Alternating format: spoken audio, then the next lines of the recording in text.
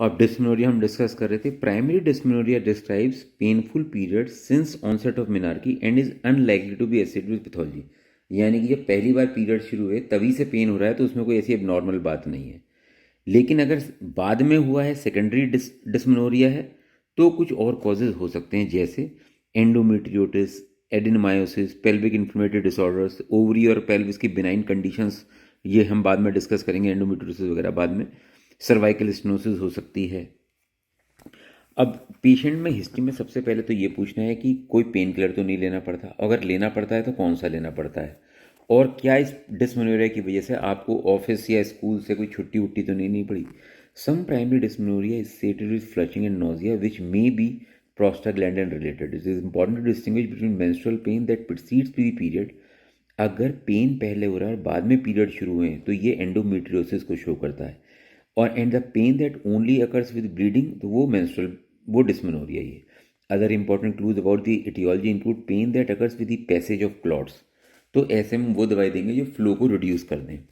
Secondary dysmenorrhea may be associated with dyspareunia और abnormal uterine building, और इससे ही हम पैथोलॉजी के बारे में सस्पेक्ट कर सकते हैं। An abdominal and pelvic examination should be perform except in adolescents. Certain signs seen with endometriosis include a PI mass, fix uterus adhesion show करते हैं, और एंडोमेट्रियल नोड्यूल्स जो पेल्पेबल होते हैं पाउच ऑफ डगलस में, uterosacral ligament. An enlarged uterus may be found with fibroids. Abnormal discharge and tenders may be seen with PID। Red signs, red flags क्या हैं dysmenorrhoea के? अगर आपको कोई एबनॉर्मल सर्विक्स दिख रहा है तो आप, या पोस्ट कॉइटल ब्लीड है या इंस्ट्रामेंस्ट्रुअल ब्लीड है, तो आप कोई सर्वाइकल या मास कोई कैंसर सोच सकते हैं।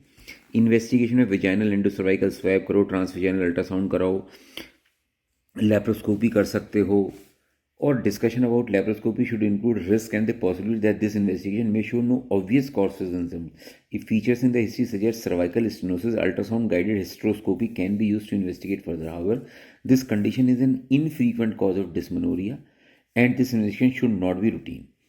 मैनेजमेंट क्या है? नॉन स्टेरॉइडल एंटी इन्फ्लेमेटरी रख दो, OCP दे सकते हैं, LNUS IUS दे सकते हैं, लाइफस्टाइल चेंजेस करो। Although this may be seen a rather old-fashioned method for helping dysmenorrhea, there is a strong evidence to prove its benefit. It appears to be working as effective, मतलब अगर सिकाई करें आप। GNRH analogue दे सकते हैं। This is not a first line treatment nor an option for prolonged management due to resulting hyposthenic state. They are best used to manage symptoms if awaiting hysterectomy.